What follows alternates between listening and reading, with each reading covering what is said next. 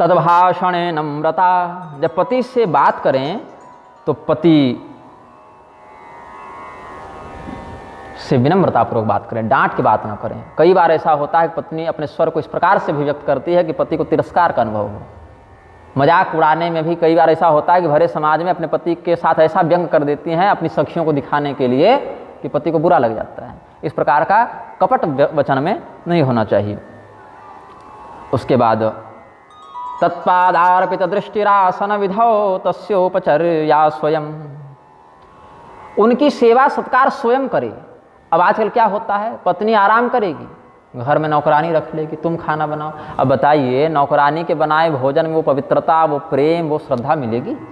जो पत्नी बढ़िया से स्नान ध्यान करके, पूजन अर्चन करके, अपने पति के सौभाग्य को सिंदूर के रूप में अपने सीमंत में लगाकर और पति के उत्तम स्वास्थ्य, उत्तम परितोष की कामना से उनके लिए सात्विक भाव से जो भोजन बना विशुद्धावस्था में, वो पति को लगेगा कि नौकरानी को पेमेंट दे के उस या होटल में जाके खा लिए, बाहर से जोमेटो से मंगा लिए, वो लगेगा? बताइए। तो अपने से पति की सेवा करें। हाँ, अब बीमार हो गए, अस्वस्थ हो गए, उस स्थिति में अपवाद अलग होता है कि कोई दूसरा कर दिया, है ना। लेकिन सास भोजन बना दी कभी, जैसे रजस्वला हो गए तो 5 दिन की छुट्टी हो गई, 4, ऐसे तो पति कार्य के लिए चौथे दिन ही शुद्ध है, चलो, लेकिन 5 दिन मान लिया। तो सासू माँ आज भोजन बना रही है, ननद बना दे रही है, या और कोई जो हमारे क्षेत्र में गोतनी कहते हैं, जैसे 2 भाइयों की पत्नियां आपस में गोतनी कहलाती हैं। तो बड़े भाई की पत्नी रजस्वला हो गई तो उस दिन छोटे भाई की पत्नी रसोई संभाल ली, ऐसे दोनों मिलकर संभाल रही हैं। तो इस प्रकार से परस्पर सौहार्द का परिचय देते हुए, लेकिन अपने पति की सेवा, जैसे पैर दबाना, कपड़ा धोना, है ना, ये सब तो बिल्कुल निजी सेवा हो जाती है। इसमें तो दूसरे को भी हाथ नहीं लगाने देना चाहिए जब तक बहुत ज़्यादा व्यवस्था ना हो जाए। तो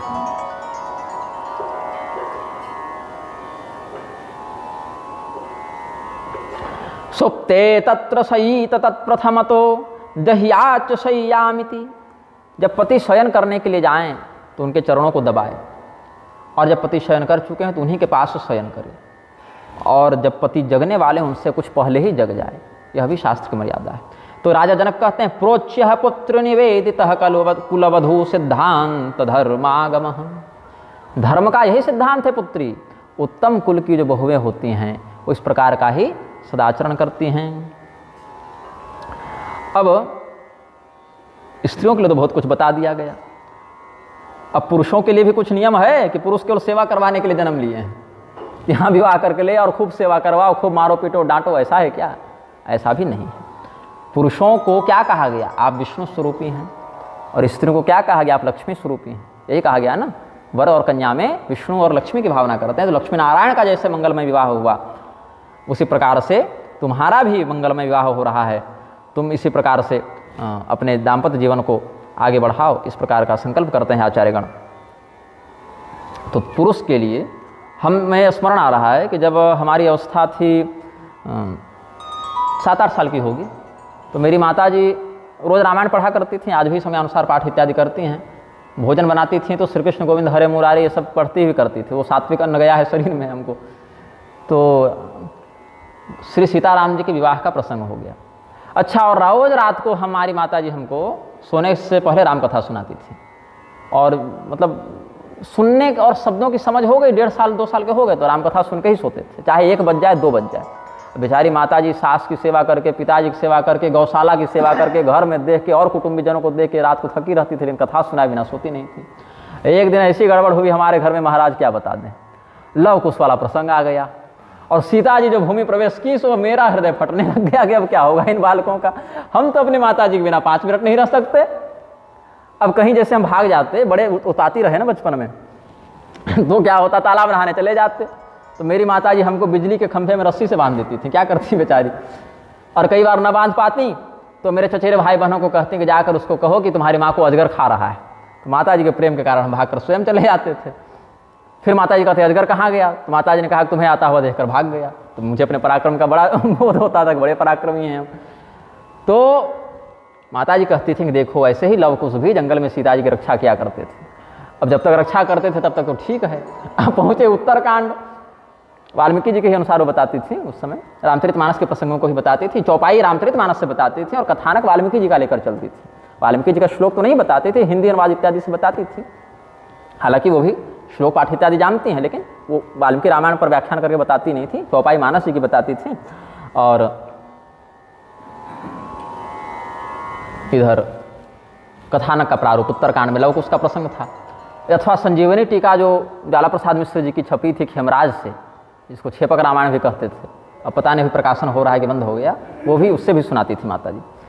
तो लवकुश का जब प्रसंग आया तो सीता जी भूमि प्रवेश कर गई। अब हम लगे 1 बजे रात को रोने कि वापस लाइए सीता जी को। बोले हम कहाँ से ला दें भाई, ऐसे बाद में आनंद रामायण में हमको पता चला कि सीता जी वापस आई हैं, लेकिन मेरी माता जी ने आनंद रामायण पढ़ा नहीं था उस समय।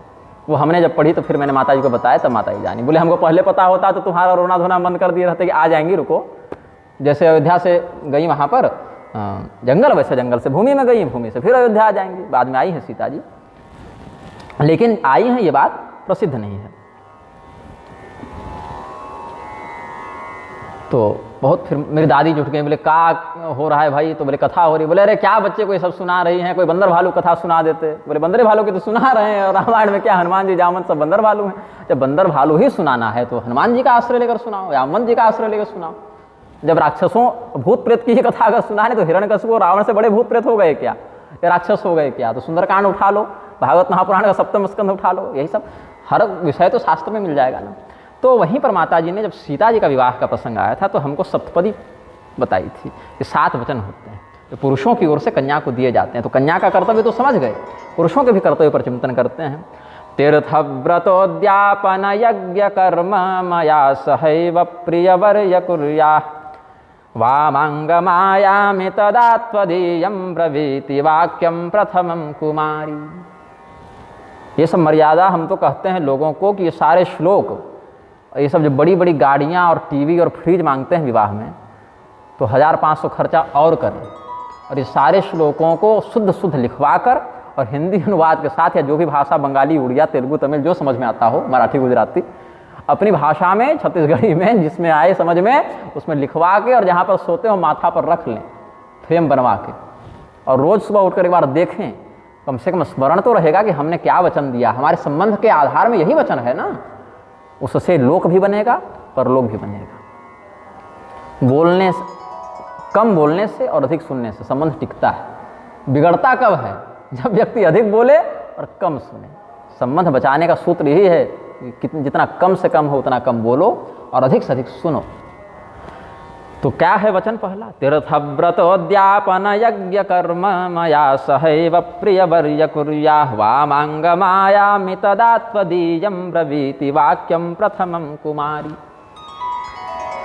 इसमें कुछ पाठ भेद भी है महाराज जी। कहीं कहीं तीर्थव्रतोद्यापन यज्ञ दानम मया सहैवं यदि किन्नु कुर्या वामांगमायामि तदा त्वदीयं जगाद वाक्यम प्रथमं कुमारी, ऐसे भी आता है। अस्तु, अर्थ ये है, देखिए विवाह जो है धर्म के कारण होता है, क्योंकि अधर्म हो जाए तो व्यभिचार कहलाएगा। विवाह जो है वो धर्म के लिए होता है, इसीलिए धर्म पत्नी कहते हैं। धर्म पत्नी शब्द है ना। धर्म बहन किसको कहते हैं? जो सगी बहन नहीं है लेकिन जिसको हमने बहन मान लिया। धर्म माता कौन है? जो सगी माता नहीं है किंतु जिसको हमने मान लिया। लेकिन ये अर्थ धर्म पत्नी में नहीं लगता कि जो पत्नी नहीं है उसको हमने पत्नी मान लिया, ऐसा नहीं। अपितु तो धर्म को साक्षी मानकर हमने जिसको पत्नी रूप में प्राप्त किया। कुछ कुछ शब्द ऐसे होते हैं जो रूढ़ हो जाते हैं, जैसे महाशब्द जो है अच्छे और बड़े के अर्थ में होते हैं, लेकिन कहीं कहीं महाशब्द विपरीत हो जाता है। जैसे किसी को महावैद्य कह देंगे तो इसका अर्थ बहुत बड़ा डॉक्टर नहीं हो जाता। अर्थ होता है ऐसा डॉक्टर जो किसी को जिंदा ना छोड़े, जिसके अस्पताल में गए तो सीधे परलोक ही जाना है, उसको महावैद्य कहते हैं। महामांस, मनुष्य के मांस को कहते हैं, है ना। महाब्राह्मण, ऐसा ब्राह्मण जो जन्म से ब्राह्मण था लेकिन कर्म से चांडाल हो गया, उसको महाब्राह्मण कहते हैं। ये सब जो है कुछ कुछ ऐसे शब्द हैं। महानिद्रा मतलब मृत्यु, ऐसी नींद सोया कि अब जगेगा नहीं, तो यहाँ महाशब्द विपरीत अर्थ को हो गया। और कहीं कहीं गलत शब्द भी अच्छा अर्थ दिखा देता है, जैसे योग भ्रष्ट, 6वां अध्याय गीता। योग भ्रष्ट भ्रष्ट हो गया, लेकिन भ्रष्टता उसके लिए दुखदायिनी नहीं है। योग भ्रष्ट अच्छा माना जाता है। सूचिनाम श्रीमतांगे ही योग भ्रष्टो भी जाए थे, उसको फिर से तपस्या नहीं करनी पड़ती। जो जन्म में तपस्या जहाँ तक गई थी अगले जन्म में वहीं से वो तपस्या आगे बढ़ेगी। योग भ्रष्ट किसको कहते हैं? भजन किया, पूजन किया, तपस्या किया, लेकिन भगवान को प्राप्त कर सके इससे पहले ही मर गया, तो उसकी वो सत्कर्म वृत्ति से उसको अच्छे घर में अच्छे संस्कार के साथ जन्म मिल जाता है, वो फिर से अपनी तपस्या आगे बढ़ाता है। ये ध्रुव जी ये सब योग भ्रष्ट ही थे। प्रहलाद जी, ध्रुव जी सब योग भ्रष्ट थे। पिछले जन्म की इनकी तपस्या लगी हुई थी, जो तपस्या इनको इस जन्म में अल्प परिश्रम से ही भगवान की प्राप्ति में सहयोग करा दी। तो यहाँ विवाह के प्रधान आधार में क्या कहते हैं, हे वर, जो वर के रूप में प्रस्तुत हैं, जो हमारे प्रियतम बनने आए हैं, जब आप तीर्थ करेंगे तो हमारे साथ करेंगे, जब आप व्रत करेंगे तो हमारे साथ करेंगे, जब आप उद्यापन करेंगे तो हमारे साथ करेंगे, किसी भी प्रकार के यज्ञ कर्म आदि में आप हमें साथ में रखेंगे। हाँ, ये अवश्य है, हर यज्ञ की हर क्रिया को पत्नी नहीं करती है, लेकिन साथ में होती है। उसमें पत्नी के लिए जो जो क्रियाएं विहित हैं वो पत्नी करती है, बाकी पति करते हैं, या जिसमें दोनों है वो दोनों करते हैं, लेकिन सहभागिता दोनों की होती है। अगर ये वचन आप हमको देते हैं कि समस्त धर्म कार्यों में आप हमें अपने साथ रखेंगे, तब तो हम आपकी पत्नी बनना स्वीकार करते हैं, और नहीं तो फिर आप अभी भी जा सकते हैं, अभी भी कोई बात ज़्यादा बिगड़ी नहीं है, अभी भी आप जा सकते हैं। अगर ये वचन देंगे तब हम आपके बाएं भाग में आकर आपकी पत्नी बनेंगे। अब बताइए, आजकल जो लड़का लड़की का रिश्ता हो रहा है उसमें क्या ये सब देखा जाता है कि लड़का तीर्थ करने जाएगा कि नहीं जाएगा, व्रत करेगा कि नहीं? बहुत देखेंगे तो कितना कमाता है और कैसा दिखता है, इसके आगे तो कोई चिंतन ही नहीं है। मतलब अर्थ प्रधान विवाह हो गया, काम प्रधान विवाह हो गया। अर्थ और काम तो राक्षस भी बटोर लेते हैं, धर्म और मोक्ष से विरत हो जाते हैं ना। इसीलिए धर्म कार्य में आप हमें अपने साथ में रखेंगे, तब हम आपकी पत्नी बनना स्वीकार करते हैं। फिर क्या कहते हैं, पूज्यो यदा सौ पितरो ममापि तथेष भक्तो निज कर्म कुर्या वामांगमायामि तदा त्वदीयं ब्रवीति कन्या वचनम द्वितीयम्। जिस प्रकार से आप अपने माता पिता का सम्मान करते हैं, वैसे ही आप हमारे माता पिता का भी सम्मान करेंगे। जिस प्रकार आप अपने कुटुंब का भरण पोषण करते हैं, उसी प्रकार से हमारे कुटुंब के प्रति भी आपकी करुणा, आपका पोषण का भाव बना रहेगा। अब ये कितना अच्छा सद्भाव है, क्योंकि पत्नी अपने पति के माता पिता को अपना माता पिता बनाकर सत्कार करने जा रही है, तो वही तो बदले में इच्छा करेगी ना। ये थोड़े कि हम आपके पिताजी का पैर धो रहे हैं और आप हमारे पिताजी को जूता मार रहे हैं, ऐसा तो नहीं हो सकता। इसलिए ससुर और सास को भी माता पिता के ही समतुल्य बताया गया है। हालांकि इस वचन में भी कुछ मतभेद है कि ये दूसरा वचन है कि नहीं है। क्यों?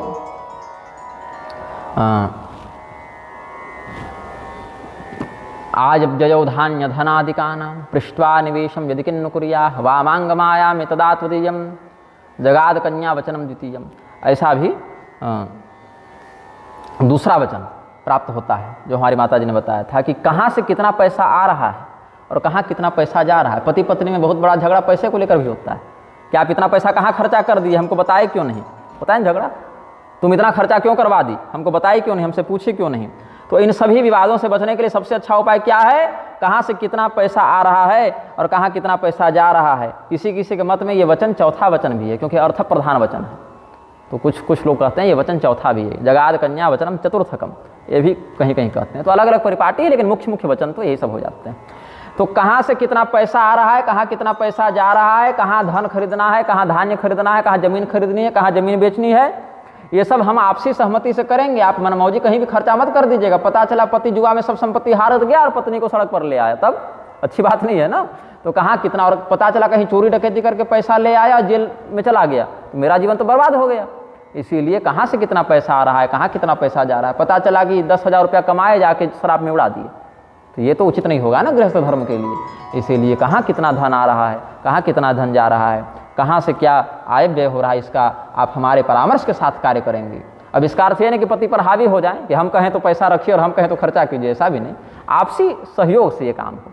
तो ये तो चौथा वचन भी कहीं कहीं कहते हैं। दूसरे वचन के रूप में कहीं कहीं कहते हैं, हव्य प्रदानैरमरान् पितॄंश्च कव्य प्रदानैर्यदि पूजयेथा वामांगमायामि तदा त्वदीयं जगाद कन्या वचनम द्वितीयकम या द्वितीयम। जब आप हवन करने बैठेंगे, देवताओं के लिए हव्य प्रदान करेंगे, तो स्त्रियों को स्वतंत्र रूप से हवनाधिकार शास्त्र नहीं देते हैं, या श्राद्धाधिकार भी नहीं देते हैं। प्रतिनिधि रूप से वो करती हैं ऐसा काम, प्रतिनिधि को बनाकर बुलाकर। तो फिर भी जिस कार्य में हमारे प्रत्यक्ष सहयोग की बात नहीं भी है, वहाँ भी साथ में आप रखेंगे। भले हम आहुति देकर स्वाहाकार का उच्चारण न करें, पिंड रख के सुधाकार का उच्चारण न करें, किंतु रहेंगे साथ में। तो जब आप देवताओं को स्वाहाकार से हव्य दे रहे हों, पितरों को सुधाकार से कव्य दे रहे हों, तब भी आपके बाएं भाग में हम बैठें। हालांकि तब भी आपके साथ हम रहें। देव कार्य इत्यादि में दाएं हो जाती है कन्या, लेकिन अभी ये वचन आप देंगे तब पत्नी रूप से आपके बाएं भाग में हम बैठना स्वीकार करते हैं। फिर कहते हैं, कुटुंब रक्षा भरणे यदित्वम, या भरणम यदित्वम भी आया, कुर्याः पशूनां परिपालनं च वामांगमायामि तदा त्वदीयं जगाद कन्या वचनम तृतीयम। तीसरा वचन क्या लेती है कन्या कि आप अपने कुटुंब की रक्षा करेंगे, और कुटुंब में केवल आपका ही घर नहीं, मेरा घर भी आ जाता है। जो हमने सास ससुर वाली बात अभी बताई, जो आपका कुटुंब है वह हमारा कुटुंब है। अब हम लोग दो परिवार नहीं, एक परिवार हैं। इसीलिए जैसे हमारा माँ का ससुराल एक परिवार हम मानकर चलते हैं, वैसे आपको भी अपना घर और अपनी ससुराल एक मानकर चलनी पड़ेगी। उसी प्रकार से सुख दुख का व्यवहार करना पड़ेगा, एक दूसरे के सुख दुख में आना जाना पड़ेगा या भरण पोषण करना पड़ेगा। साथ ही अब आजकल क्या होता है, पशुपालन बंद हो गया। बहुत पालेंगे तो कुत्ता पाल लेंगे, गौ पालन बंद हो गया, कुत्ते का शौच फेंकते फिरेंगे। लेकिन घर को थोड़ा सा ये भी नहीं कि कम से कम पूजा या रसोई को ही इतना सा ही गोबर लेके लीप के शुद्ध कर लें जो देवता का भोग राग कुछ हो, ऐसा। तो पशुपालन इत्यादि भी आप करेंगे, पशु धन धान्य ये सब से हमारा कुटुंब भरा पूरा रहे, इसके लिए भी आप तत्पर रहेंगे, अकर्मण्य नहीं हो जाएंगे। बैल इत्यादि रहेंगे तब तो खेती होगी। अब आजकल ट्रैक्टर का युग आ गया है तो बैलों की कितनी दुर्गति हो गई है। बैलों के उन्नत नस्ल के न होने से कृत्रिम गर्भाधान करके गौओं की नस्ल बिगाड़ी जा रही है, वर्णसंकरता फैलाई जा रही है, प्रकृति के साथ कितना बड़ा छेड़छाड़ कर रहे हैं। और एक समय आएगा जब ये सब समाप्त हो जाएंगे। जब महामारी आई थी, लॉकडाउन आया था ना, तो सारा का सारा तकनीक धरा धरा रह गया था। बस वही किसी प्रकार शुद्ध हवा मिल जावे, शुद्ध पानी मिल जावे, शुद्ध आहार मिल जावे, जीवित बच जाए भगवान, यही सब लोग कह रहे थे। तो भगवान तभी ना आपको जीवित रखेंगे जब आप स्वयं से भी थोड़ा सा प्रयास करें। प्रकृति का सम्मान करते हुए उससे जीवन रक्षा की प्रार्थना करनी चाहिए। प्रकृति हमारी आपकी नहीं है, प्रकृति भगवान की होती है, और भगवान प्रकृति के विरुद्ध जाने वाले व्यक्ति को प्रकृति के ही माध्यम से नष्ट करवा देते हैं। 10-20 साल पहले पैदा होकर हथियार बना लिए, साइंटिस्ट बन गए और सोच रहे हैं कि इतने इतने लाखों करोड़ों वर्षों से पूरा ब्रह्मांड चल रहा है, उसको अपने अनुसार हम नचाने लग गए। तो इतने बड़े होशियार तो है नहीं। अरे जो त्रिलोकी के राजा बन के बैठे थे, ऐसे रावण और हिरण्यकशिपु भी कुछ चिरस्थायी नहीं रह पाए, समयानुसार उसी प्रकृति की व्यवस्था में उनका नाश हो गया। फिर कहते हैं चौथा वचन आयब देव धान्य धनादि का नाम, ये सब कह ही चुके हैं। पांचवा वचन कहते हैं देवालया राम तड़ाग कूपम वापि विदध्या यदि पूजये था वा मांग मायामि तदा त्वदीयम जगाद कन्या वचनम च पंचमम। जब आप मंदिर बनाएंगे, बगीचे लगवाएंगे, अब आजकल के दूल्हा तो मंदिर बना ही नहीं रहे, बगीचा लगा ही नहीं रहे, बगीचे लगे हुए हैं, उनको काट काट के लकड़ी बेच रहे हैं, भूमाफियाओं को जमीन बेच रहे हैं, पूर्वजों की अर्जित संपत्ति को उड़ा रहे हैं। तो जब आप कुआं बनवाएंगे, बावली बनवाएंगे, जब आप उन कुआं बावली इत्यादि की पूजा करेंगे, तालाब इत्यादि की पूजा करेंगे, तब वो अकेले नहीं कर सकते, आपको सारे सत्कर्म में वो आपके साथ रहेंगे। और इतना कहे देशांतरे वा स्वपुरांतरे वा यदा विदध्या क्रय विक्रये त्वं वा मांग मायामि तदा त्वदीयं जगाद कन्या वचनम च षष्ठम।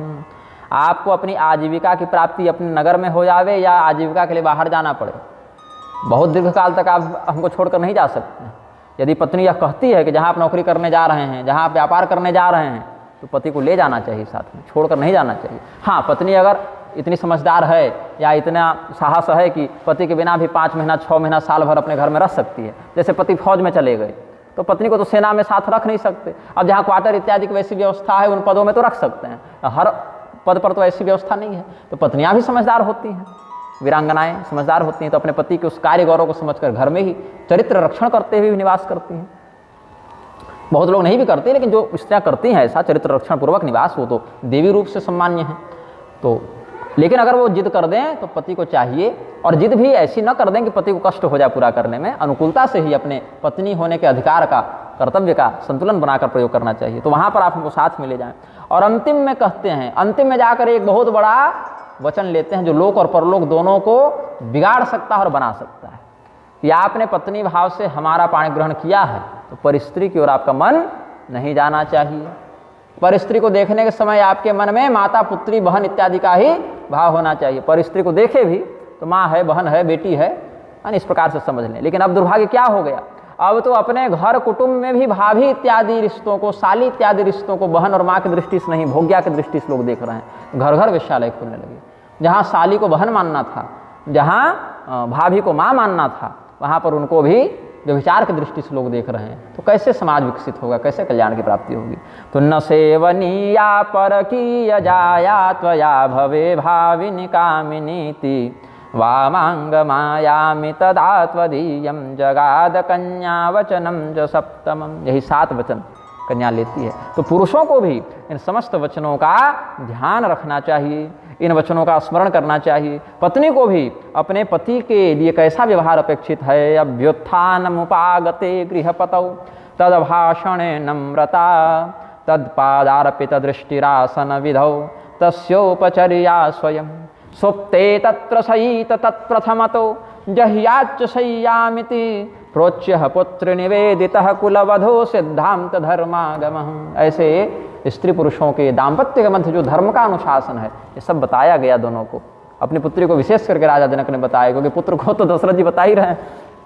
फिर बहुत से दास दासी इत्यादि दिए हैं। दासी दास दिए बहु तेरे शुचि सेवक जे प्रेयसी अकेरे। बहुत सी दासियाँ सीता जी की निजी सेवा में नियुक्त थीं। उन दासियों को भी राजा जनक ने कहा कि आज से आप सीता जी की सेवा करेंगे अयोध्या में। मतलब आपकी नौकरी छिन नहीं रही है, आप राजकुमारी की निजी परिचारिका हैं तो आपकी नौकरी अब अवधपुर में लग जा रही है। अब जनकपुर से आपको ट्रांसफ़र कर दिया जा रहा है, वहाँ चले जाइए आप, वहाँ आपकी नौकरी लगी। होती है ना आजकल भी, इस राजकीय सेवा में कोई व्यक्ति ट्रांसफ़र करके दूसरे जगह भेज दिए तो नौकरी से निकाले थोड़े, तो वही ट्रांसफ़र कर दिया गया उनको, वही उनका स्थानांतरण हो गया। और भी जो जो उनके पसंद वाले लोग थे, वस्तु थे, दास दासी सखी, सबको पूरी व्यवस्था के साथ राजा जनक जी ने अयोध्या ही भेज दिया। जब सीता जी चल रही हैं एक साथ हर्ष और शोक दोनों का बाहुल्य हो गया। हर्ष इस बात का कि एक नया घर बस रहा है, अच्छे अच्छे शगुन हो रहे हैं, और शोक इस बात का कि सीता जी जा रही हैं, उनकी बहनें जा रही हैं, तो एक वियोग का भी भाव है। फिर ये सब राजा दशरथ की पूरी सेना समाज जहाँ पर थे। प्रयादिं जानकीं वीक्ष्य बभूवरव्यग्रते तसः राजा विप्रास तथा माप्या ययो स्नेहवशं गता। जितने भी मंत्री थे, पुरोहित थे, राजा थे, सब स्नेह के कारण रोने लगे। रथाः पदातयो वाहा सज्जिता दंतिनो वराः आनकाः पटहा ढक्का अवाद्यंत सुवादकैः ददौ दानं द्विजातिभ्यो याचकेभ्यः पुनः पुनः तद्दत्ताशिषमादाय प्रस्थितो धेत्य विघ्नपम।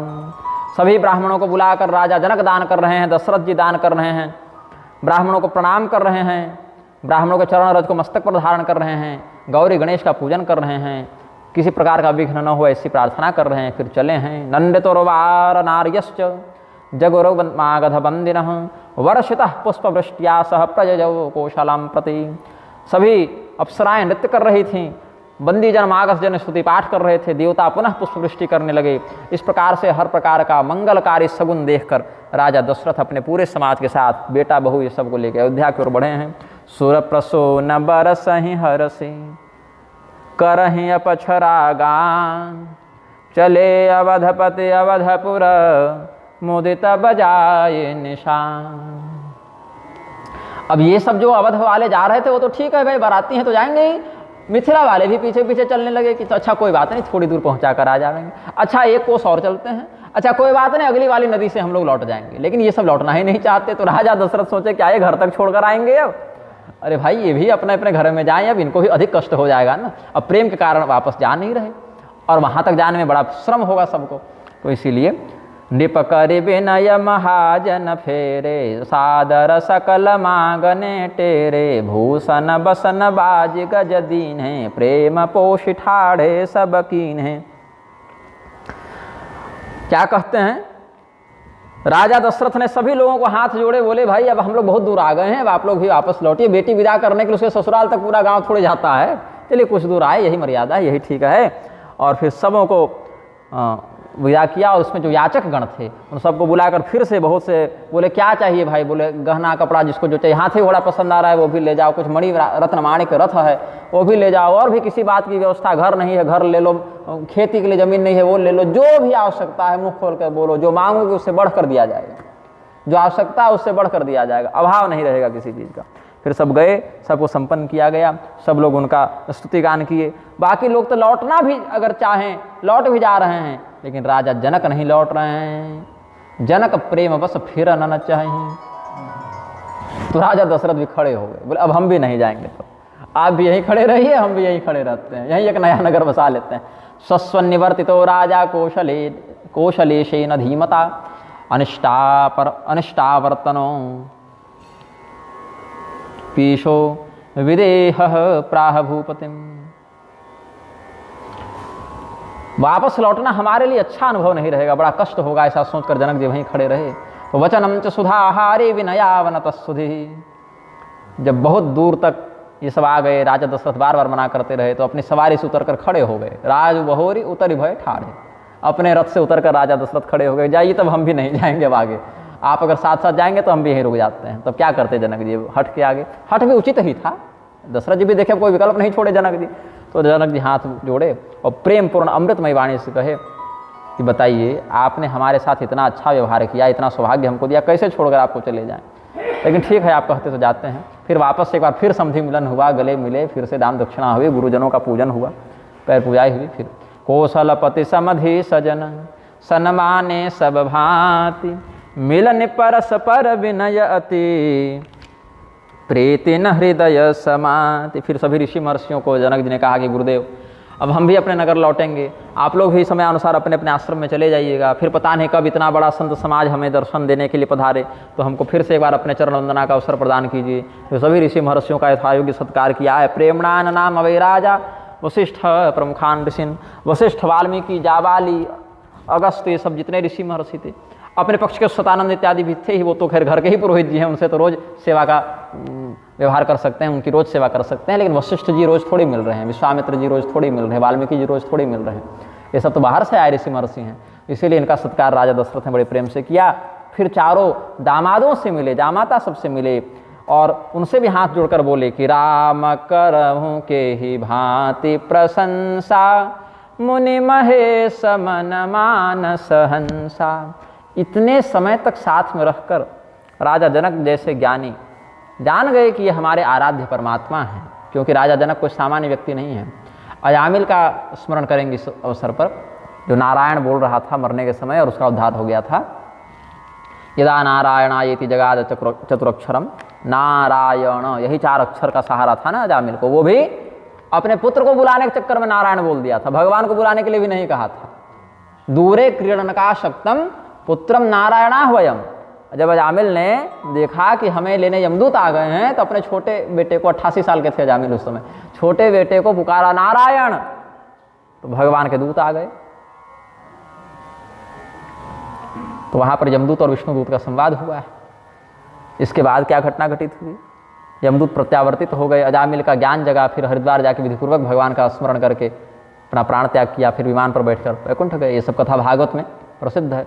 हमको लग रहा है 6ठे स्कंध के प्रारंभ में ही ये कथा वर्णित है, जब नरक लोकों का वर्णन किए हैं।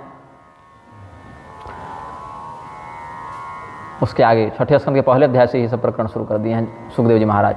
जब कहा ना प्राश्चित मतोपार्थम मन्य कुंजर शौचवत, कि हे प्रभु, एक काम करते हैं दूसरा काम आ जाता है, दूसरा करते हैं तीसरा आ जाता है, कभी सही हो जाता है कभी गलत हो जाता है, तो कितने का प्रायश्चित करेंगे।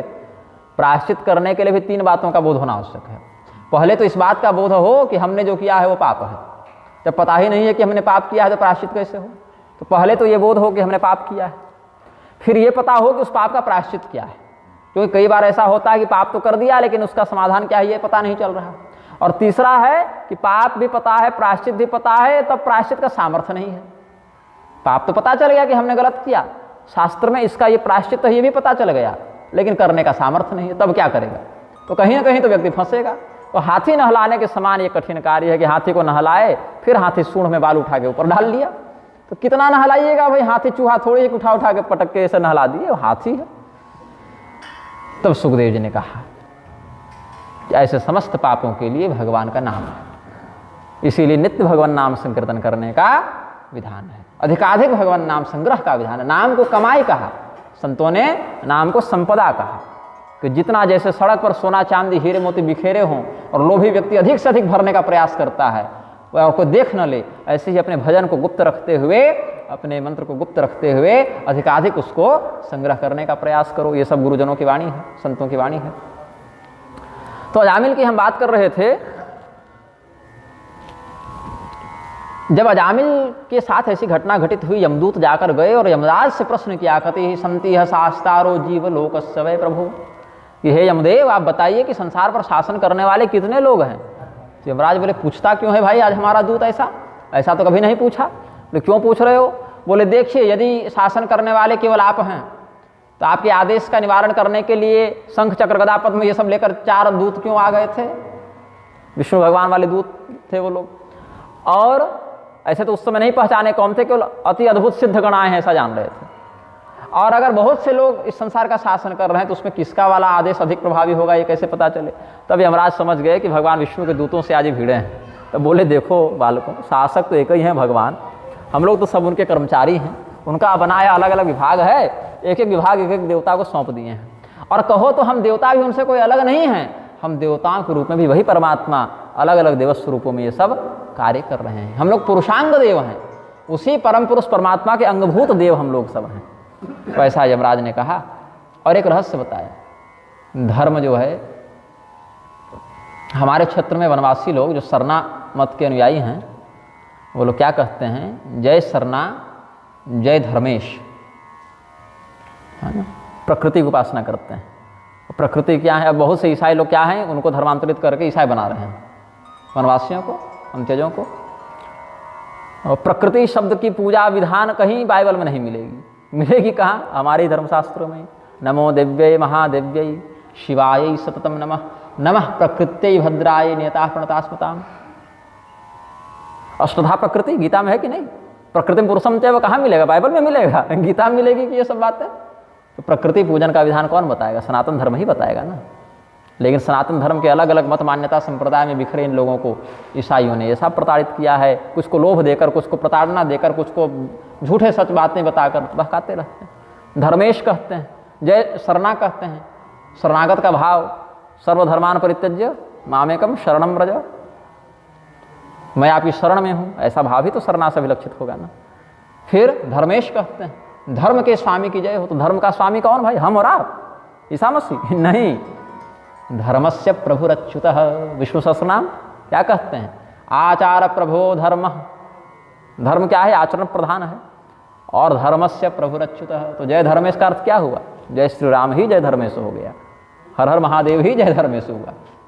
तो परंपरा से जिस उद्घोष को लोगों ने धारण किया, अभी आज की पीढ़ी में व्यामोहित होकर सब धर्मांतरण करते जा रहे हैं। तो यह कहते हैं धर्मम तो साक्षात भगवत प्रणीतम न वै विदुर ऋषयो नैव देवा। धर्म क्या है? हमारे आपके बनाए हुए धर्म नहीं होते हैं कि आज हम खड़ा हो गए तो एक धर्म बना लिए। अब जो दूसरा तीसरा बाबा है एक नया धर्म बना घूम रहा है और 10 साल बाद जेल चला जा रहा है बलात्कार करके। ऐसा नहीं, धर्म ऐसा नहीं होता।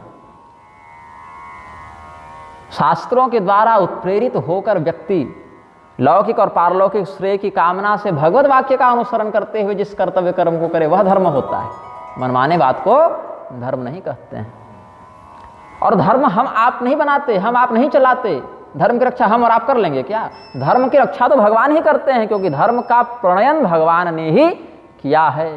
लेकिन समस्या क्या है? भगवान के रहस्य को सब जानते नहीं। तो भगवान के रहस्य को जानने वाले 12 सर्वोत्तम लोगों में एक राजा जनक भी हैं। ये हम जनक जी का महात्म्य बता रहे हैं आपको। जनक जी कौन हैं? यमराज जिनकी प्रशंसा करें वो राजा जनक हैं। यमराज जिनकी प्रशंसा करें ऐसे भीष्म पितामह हैं। तो 12 लोगों का नाम बताए। इस विषय में हमने इस व्याख्यान सत्र के प्रारंभ में भी, पहले दूसरे दिन के प्रवचन में भी शायद कहा था। पुनः स्मरण करा देता हूं। स्वयंभुर्भगवान शंभु कुमारः कपिलो मनुः प्रहरादो जनको भीष्मो बलिर्वैयासकिर्वयम्। यही 12 लोग। द्वादशेते विजानीमो धर्मं भागवतम भटा, यही यमराज कहते हैं। स्वयंभु ब्रह्मा जी भगवान के विषय में जानते हैं। पूर्णता से तो नहीं जानते, लेकिन बाकियों की अपेक्षा कुछ विशेष अगर कोई जानते हैं तो ब्रह्मा जी जानते हैं। नारद मुनि जानते हैं, भगवान महादेव जानते हैं, सनत कुमार जानते हैं, कपिल मुनि जानते हैं, मनु महाराज जानते हैं, प्रहलाद जी जानते हैं। अच्छा, प्रहलाद और प्रहलाद दोनों शब्द मिलते हैं, ल और र दोनों है। देवी भागवत में प्रहलाद कहते हैं और श्रीमद् भागवत में प्रहलाद कहते हैं। तो र और ल दोनों मिलता है। प्रहलाद जी हो गए, राजा जनक हो गए, बलि हो गए, भीष्म हो गए, बलि हो गए, सुखदेव जी हो गए, और हम मतलब यमराज हो गए। स्वयंभूर नारद शंभु कुमार कपिलो मनु प्रहलादो जनको भीष्मो बलिर्वैयासकिर्वयम्। यही ब्रह्मा जी, नारद मुनि और महादेव जी, सनत कुमार, कपिल भगवान, मनु महाराज, प्रहलाद जी, जनक जी, भीष्म पितामह, राजा बलि, वेद सुखदेव जी और यमराज। तो राजा जनक जानते हैं कि श्री रामचंद्र जी कोई दशरथ नंदन ही है ऐसी बात नहीं, केवल हमारे दामाद है ऐसी बात नहीं, अभी तो भगवान महादेव जो 12 भागवत मंडल में हैं, ये सब महामंडलेश्वर हैं धर्म के।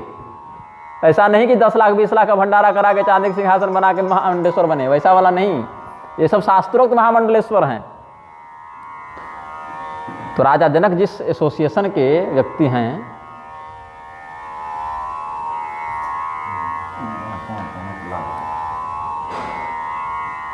राजा जनक जिस महामंडल के सदस्य हैं, उसी महामंडल में तो महादेव जी भी आते हैं। इसलिए पहचानते हैं कि भगवान महादेव जिस परमात्मा का अपने हृदय में ध्यान करते हैं, वही परमात्मा हमारे जामाता के रूप में प्रस्तुत हैं। इसीलिए राजा जनक ने क्या कहा, यत्पाद पंकज पराग सुराग योगी वृंदैर्जितं भव भयं जित काल चक्रे यन्नाम कीर्तन पराजित दुख शोका देवास्तमेव शरणं सततं प्रपद्ये। राजा जनक इसी भाव को व्यक्त कर रहे हैं। अक्षरशः ये श्लोक उनका है कि नहीं ये तो देखना पड़ेगा, लेकिन भाव यही है कि राम करहूँ की ही भांति प्रशंसा मुनि महेश मन मान सहंसा करहि जोग जोगी जेहि लागी। योगों का युज्य तत्व क्या है, योगियों का जिसके साथ युक्त होने के लिए जीव प्रयत्नशील है, वो तत्व क्या है, ब्रह्म तत्व है। कोह मोह ममता मद त्यागी, भागवत में कहते हैं ना, यान ब्रह्मेशो रमा देवी दधुर मूर्धन्य पनुत्तये मूर्धन्य घनुत्तये। ब्रह्मा, महादेव, लक्ष्मी देवी, ये सब बड़े बड़े देवता जिनके चरण कमलों को मस्तक पर धारण करते हैं, और अपने, हालांकि महादेव जी में कोई पाप नहीं है, लेकिन फिर भी भगवत भक्ति वशात जगत पावनी गंगा जी को भगवान का चरणोदक मानकर, चरणोदक के रूप में स्वीकार करते हुए अपने मस्तक पर धारण करते हैं। अपने भगवत भक्ति प्रताप से काल के दुर्जय वेग को भी जीतकर ऋषि महर्षि जिनकी शरण में रहते हैं, ऐसे भगवान के चरण और भगवान का नाम सदैव हमारी रक्षा करे।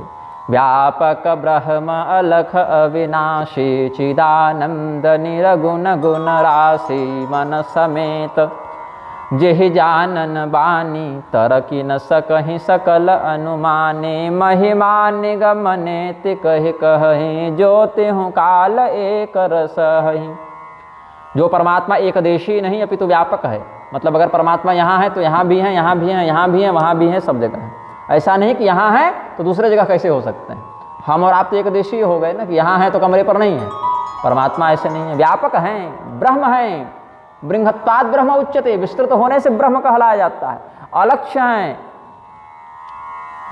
प्राण के द्वारा परमात्मा चेतन नहीं होते, परमात्मा की चेतन शक्ति से प्राण चेतन होता है। यह प्राणे न प्राण होती ये न प्राण प्रणयते।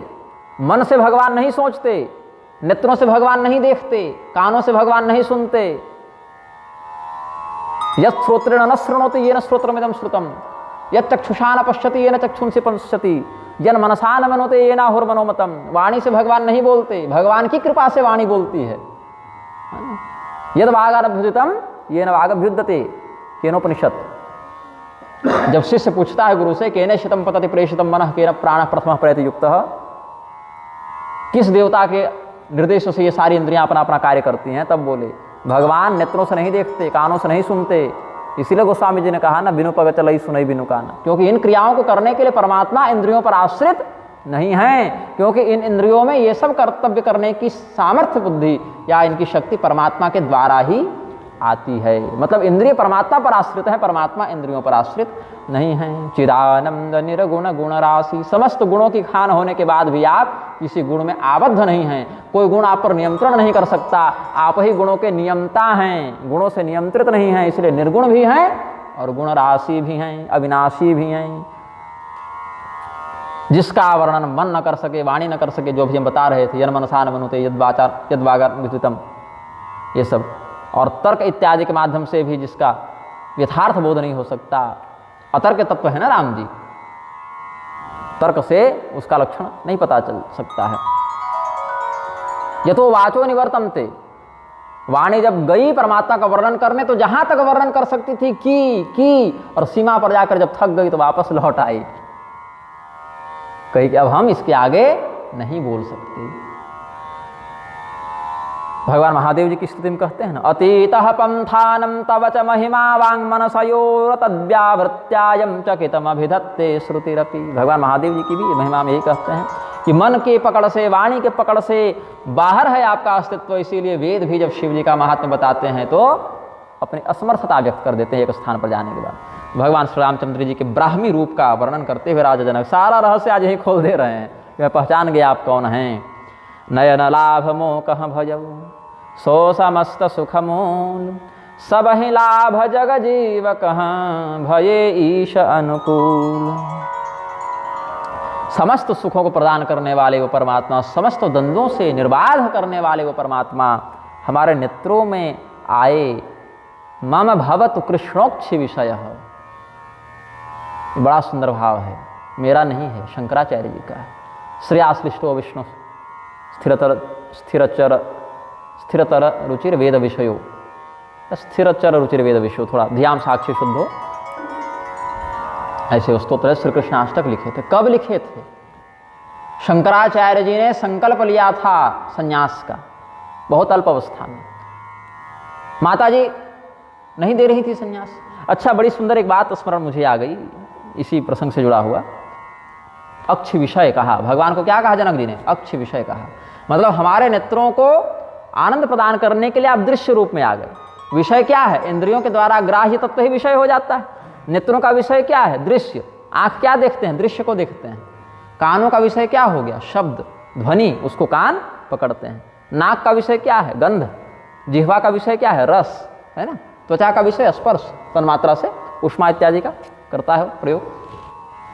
तो नेत्रों का विषय क्या है? दृश्य। भगवान दर्शन देने के लिए आए हैं, दृश्य बनकर आए हैं। तो नयन विषय मोह कह भयऊ, जनक जी ने क्या कहा? हमारे नेत्रों के अब विषय हुए।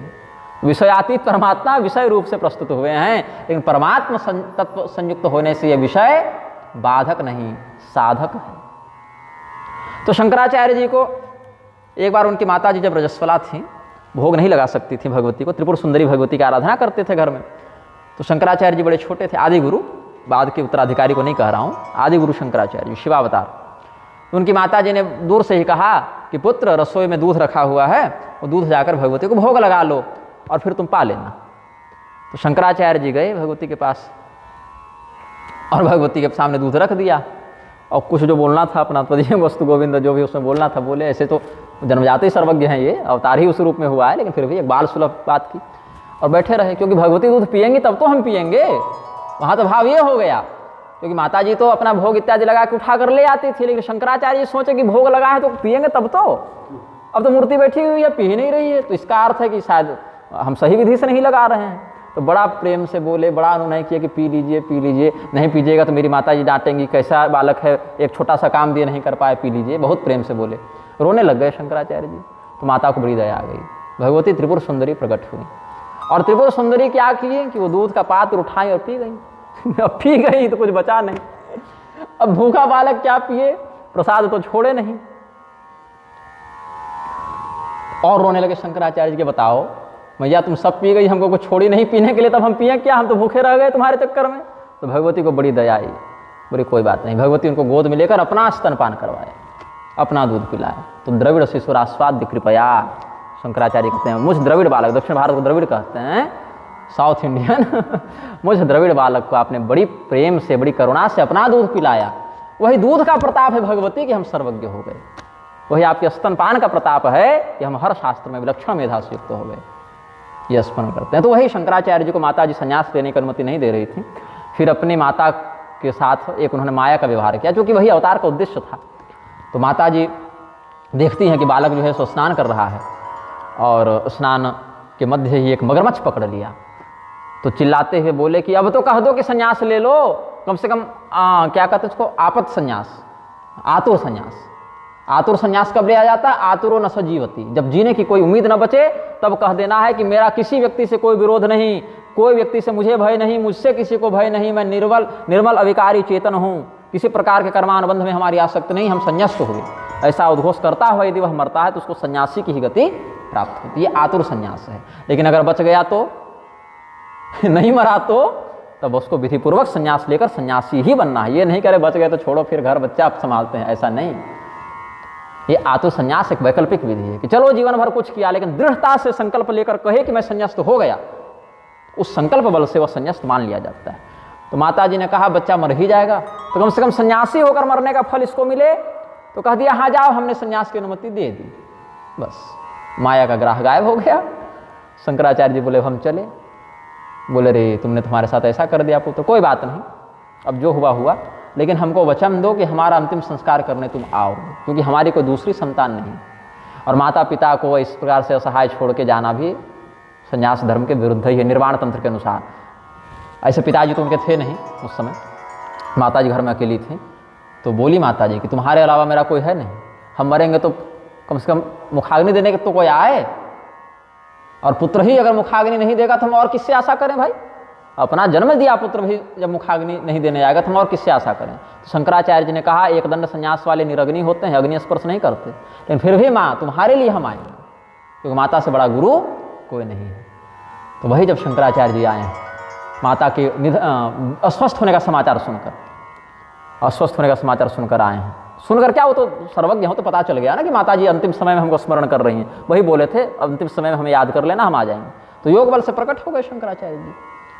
माता जी को तत्वबोध कराते हुए उन्होंने परलोक में सदगति दी है। जिनका पुत्र ही शंकराचार्य है उनकी अधोगति कैसे हो सकती है? तो सदगति को प्राप्त हुई हैं। फिर उन्होंने, अब घाट बहुत दूर है, नदी दूर थी, 2-4 कोस जाना होगा। तब माता जी अब अकेला कंधा कैसे उठाएं? तो अगल बगल के गाँव वालों को उन्होंने बुलाया कि भाई थोड़ा कंधा लगा दो। कोई नहीं आए कि कैसा सन्यासी है जी जो माता का अंतिम संस्कार करने आ गया, जाओ हम लोग नहीं साथ देंगे तुम्हारा। तो शंकराचार्य जी ने क्या किया, मंत्र बल से उस नदी का ही आकर्षण घर के दरवाजे तक कर लिया कि हम यही अपना घर ही श्मशान बना देते हैं। जाओ, वो नदी की धार मुड़ी और वहां तक आई है।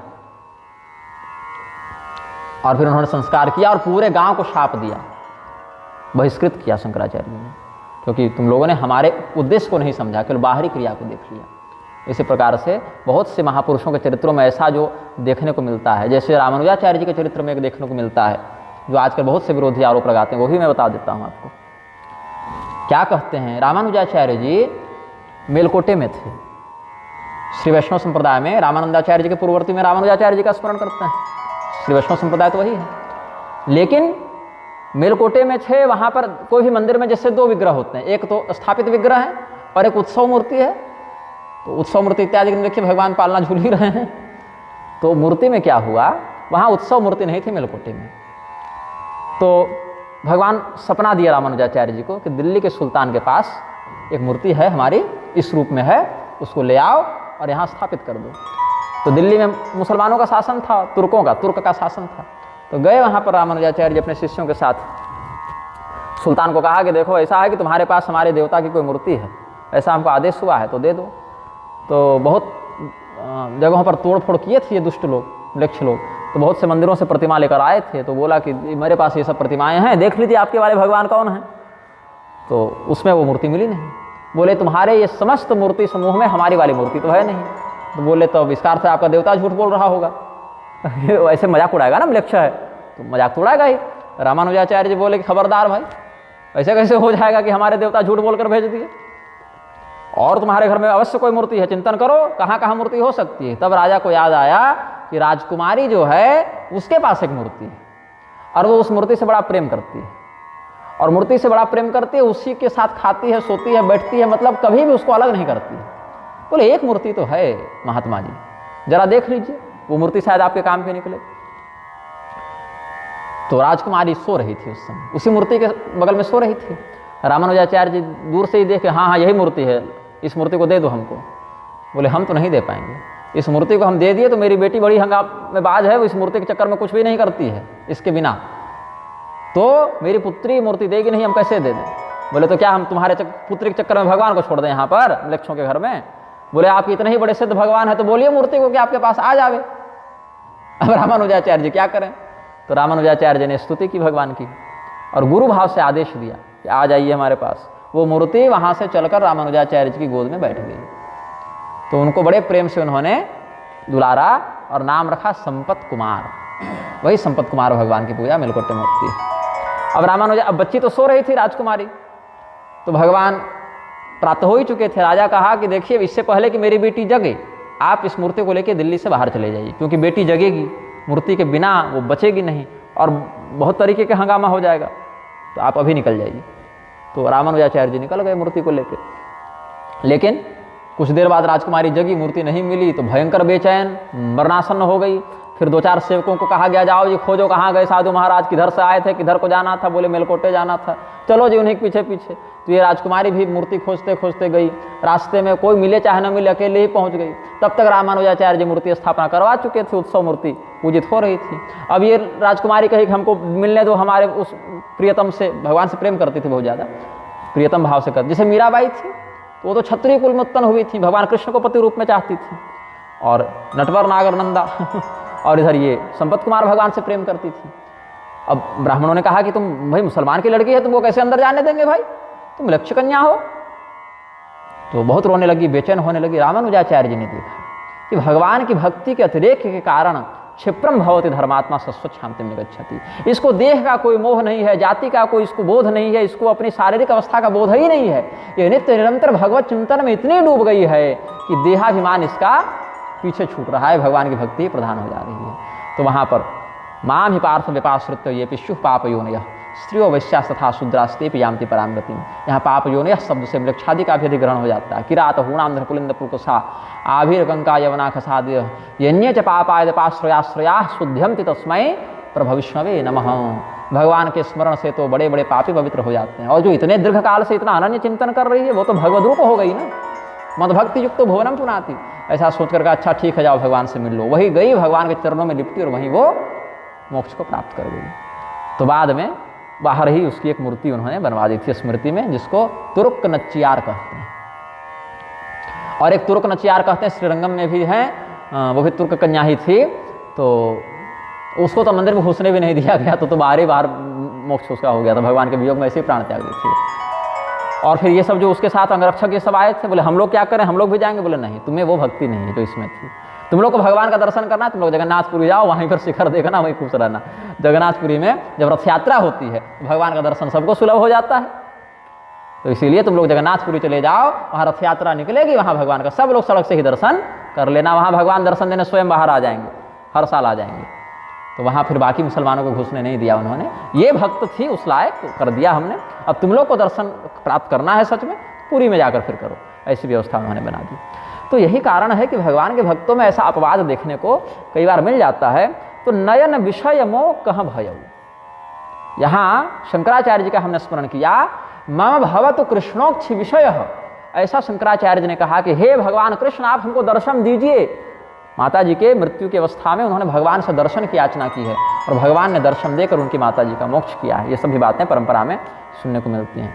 तो मम भवतु कृष्णोक्ष विषय। ऐसे ही मौक्तिक राम उदास सिंह जी के शिष्य थे ब्रह्मानंद स्वामी जी, पुष्कर वाले, जो ब्रह्मानंद भजन माला जिनकी निकलती है, वो भी भगवान नारायण का दर्शन पाने के लिए दृग्गोचरो भवतु वैद्य स दीन बंधु, इस वाले स्तोत्र रचना किए। दीन बंधस तक, वह दीन बंधु, मुझ दीन के बंधु, मुझ अनाथ के जो नाथ हैं वो हमें दर्शन दे, ऐसा उन्होंने बहुत करुण भाव प्रस्तुत किया है। तो अद्य में सफलम जन्म रामत्वां सह सीतया एकासनस्थं पश्यामि भाजमानं रविं यथा। श्री सीता रामचंद्र जी की छवि का स्मरण करके क्या भाव व्यक्त करते हैं। जैसे सूर्य को देखते हैं तो सूर्य और उसके प्रकाश में कोई भेद नहीं दिखता, प्रकाशवान सूर्य का एक रूप में दर्शन होता है। वैसे ही एक आसन पर बैठे श्री सीता रामचंद्र जी का हमको एक सशक्तिक ब्रह्म के रूप में दर्शन हो रहा है। तो सब ही भाति मोहि दीन्हि बड़ाई, निज जन जाने लेन अपनाई। मेरा धन्य हो गया कुल, हमारे माता पिता धन्य हो गए, जो हे राम जी आपने हमें अपने ससुर बनने का सौभाग्य दिया। यही बात कहे थे ना रामानुजाचार्य जी कि अगर तुम्हारी पुत्री भगवान से इतना प्रेम करती है राजन, तो वह सौभाग्य तुम प्राप्त कर सकते हो जो राजा जनक को प्राप्त हुआ, जो क्षीर सागर को प्राप्त हुआ, लक्ष्मी जी का कन्यादान करके, जानकी जी का कन्यादान करके। अब तुम मुसलमान हो, तामस भजन देश से तो भजन करोगे नहीं वैसा, तो चलो कम से कम यही बहाने भगवान के लिए अपनी पुत्री का दान कर दो तो तुम्हारा सुकृत बने कुछ। ये करुणा दिखाते हुए उन्होंने ऐसा कहा। इस बात को भी लोग बहुत बुरी तरीके से प्रचारित करते हैं। वैष्णव द्रोही लोग कहते हैं ये तुम लक्ष्मण के दास बन गए थे। तो ऐसा कथन अनुचित है। हो ही सह सदस ये तो सादर लिखे हैं, सादर नहीं होना चाहिए, सारद होना चाहिए। हाँ, सारद ही है। हो ही सह सदस सारद शेषा करहि कल्प कोटिक भरि लेखा मोर भाग्य राउर गुण गाथा कहि न सिराहि सुनहु रघुनाथा मैं कछु कहूँ एक बल मोरे तुम्हारी झहु स्नेह सुठि थोरे। आज जो मेरा सौभाग्य है और आपकी जो हम पर कृपा है उसको तो सहस्रों हजारों प्रकार से भी अगर देवी सरस्वती सहस्रों हजारों कल्पों तक अगर शेषनाग वर्णन करने लगें तो भी हमारा सौभाग्य इतना बड़ा है कि वो वर्णन करके समाप्त नहीं किया जा सकता। वो समाप्त नहीं, कहीं न सिरा ही सुनहु रघुनाथ, उसका समापन नहीं किया जा सकता। लेकिन फिर भी एक मैं आपसे अनुनय करता हूँ, क्योंकि आपकी हम पर बड़ी कृपा है और आप थोड़े में ही प्रसन्न हो जाते हैं, भक्त को बड़ाई प्रदान करते हैं, इसीलिए आप हम पर कृपालु हैं ऐसा जानकर हम एक भाव व्यक्त करते हैं, एक वरदान मांगते हैं। बार बार मांगहु कर जोरे मन परिहरहि चरण जनि भोरे। आपके चरणों का संसर्ग कभी छूटे नहीं, कभी आपके चरणों का विस्मरण हमारे मन से नहीं हो, भूल कर भी आपके चरणों को न भूलें, यही वरदान बारंबार मांगता हूँ। यदि मैं अनुग्रहो राम तवास्ति मधुसूदन। मैं जानता हूँ आप वही भगवान विष्णु हैं जिन्होंने ब्रह्मा जी की रक्षा करने के लिए मधुकैटभ का वध किया, मधुसूदन कहा ना। तद्भक्त संगस्तत्पादे मम भक्ति सदास्तु वै। आपके चरणों में हमारी प्रीति सदैव बनी रहे और आपके भक्तों का संतों का सत्संग हमें सदैव प्राप्त होता रहे। तो इस प्रकार से जो मांगा भी है राजा जनक ने, वो कोई मांगना नहीं है, वो तो निष्काम भक्ति ही है। भगवान उसके प्रेम को मांगना कोई कामना थोड़ी है, सत्संग की कामना करना कोई कामना नहीं है, ये बांधने वाली कामना नहीं है, तो तारने वाली कामना है। इसीलिए करिबर बिनय ससुर सन माने पितु कौशिक वशिष्ठ सम जाने। ये राजा जनक हमारे लिए वैसे ही सम्माननीय हैं जैसे राजा दशरथ सम्माननीय हैं पिता भाव से, गुरु वशिष्ठ और गुरु विश्वामित्र सम्माननीय हैं, वैसे ही हमारे लिए राजा जनक भी सम्माननीय हैं। ऐसा चिंतन करते हुए भगवान ने बहुत सम्मान किया, बहुत प्रकार से उनको समझाया है। फिर भरत जी से, लक्ष्मण जी से, शत्रुघ्न जी से मिलकर बहुत प्रकार से अनुनय विनय किया, आशीर्वाद दिया, गले मिले। जिस प्रकार से भी प्रेम की शास्त्रीय अभिव्यक्ति हो सकती थी, लौकिक या शास्त्रोक्त अभिव्यक्ति हो सकती थी, सब कर दिया। कभी प्रणाम करने लग जाते, कभी आशीर्वाद देने लग जाते, भक्त भाव से प्रणाम करते, ससुर भाव से आशीर्वाद देते। यही तो समस्या है इन संबंधों में कि प्रणाम करें कि आशीर्वाद दें। तो बिनती बहुरी भरत सब सन कीन्हा मिले सप्रेम पुनि आशीष दीन्हा। मिले लखन रिपुसूदन ही दीन ही असी समहीस। भये परस पर प्रेम बस फिर नावहि शीस। फिर एवं सम्मानितास्तेन ते बाला जनके नहीं प्रत्याभिरे भिरे सर्वे महोत्सव परस्परम।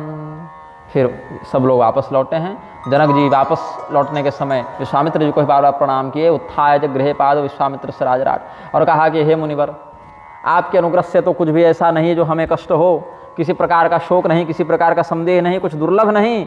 जो सुख और जो सौभाग्य बड़े बड़े लोकपाल भी चाहते हैं कि हमें मिले, वो तो हमें आपकी कृपा से सहज मिल गया। लेकिन यही बस अनुग्रह कीजिएगा कि बारंबार हमारे नगर में आते रहिएगा, दर्शन देते रहिएगा। हमारे जीवन में इतना बड़ा सौभाग्य लेकर आने वाले तो आप ही हैं। राम लक्ष्मण हमारे राज्य में कैसे आए? आप ही के दल के साथ आए। आप ही का आदेश पाकर भगवान ने धनुष तोड़ा है, अन्यथा धनुष भगवान अपनी इच्छा से कहाँ तोड़ रहे थे, वो तो गुरु जी की आज्ञा पाकर ना। अनुशासन उठहु राम भंजहु भव चापा मेटहु तात जनक परितापा, ये सब गुरु जी ने ही कहा। तो बहुत प्रकार से आपकी हम पर कृपा रही है। कृपया तव विप्रेन्द्र संबंधो हिदृशो भवत। हे ब्राह्मण श्रेष्ठ, आपकी ही कृपा से यह संबंध हुआ। प्रसादात तव रामस्य जातो लाभोद्यमे मुने।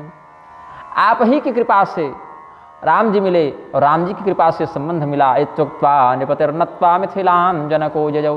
इस प्रकार से बारंबार विविध प्रकार से अनुनय विनय करके राजा जनक वापस लौटे हैं। कीन्हा विनय पुनि पुनि सिर नाई, फिरे महिष आशीषा पाई। चली बरात निशान बजाई, मुदित छोट बड़ सब समुदायी। राम ही ने रखी ग्राम नर नारी, पाई नयन फल हो ही सुखारी। बारंबार विविध प्रकार के मंगल गीत और वाद्यादि से अलंकृत वह वर यात्रा बारात जो है वापस लौटी है। जहाँ जहाँ बीच में वो लोग विश्राम करने के लिए रुकते, वो गांव नगर वो सब के सब स्वर्ग के समान अनुपम हो जाता, सुखद हो जाता। तो जहाँ भी ठहर जाते वही सारा प्रबंध हो जाता उनके लिए। भगवान ही जहाँ उपलब्ध हो वहाँ भाव किस बात का हो सकता है। भगवान के भक्त अपनी सिद्धि से जब इतना प्रभाव दिखा देते हैं, भरद्वाज जी को देखिए, भरत जी की सत्कार सेवा में कितना कुछ दिखा दी। तो भगवान स्वयं सीताराम जी यहाँ विराजमान हो वहाँ कैसा वैभव होगा। तो इस प्रकार से सब लोग बीच बीच बरबास करी मगलोगन सुख दे। तो जो लोग बारात में नहीं भी जा पाए, उन नगरवासी ग्रामवासियों के मार्ग से गुजरते हुए भगवान उनको भी यह सौभाग्य प्रदान करते हैं। अवध समीप पुनीत दिन पहुँची आई जनेत। जो लोग हैं वो इस प्रकार से अवधपुरी के निकट आ गए हैं। ततो दशरथश्चापि स्नुषाभिस्तनयैः सह पथे विश्रम्य विश्रम्य साकेता सन्नमाजयौ। अयोध्या नगरी के निकट राजा दशरथ आ गए अपने पुत्र और पुत्रवधू को लेकर। आज के प्रसंग को यहाँ पर पूर्ण करते हैं। लगभग पर्याप्त कथा तो हो ही गई। भगवान नाम संकीर्तन करें। सीताराम सीताराम सीताराम सीताराम सीताराम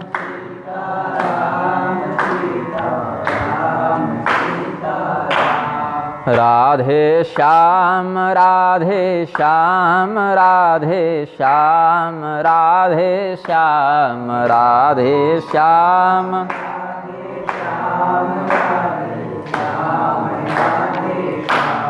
सीताराम सीताराम सीताराम सीताराम सीताराम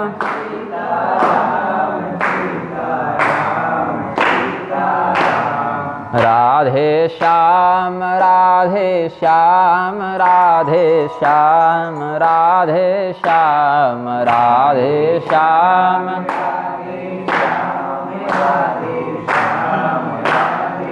प्रेम से बोले आनंद कंद भगवान की जय। श्री सीतारामचंद्र भगवान की, श्री उमापति महादेव की, श्री हनुमान जी महाराज की, श्री गोस्वामी तुलसीदास जी महाराज की, संत समाज की, श्री मारुति धाम की।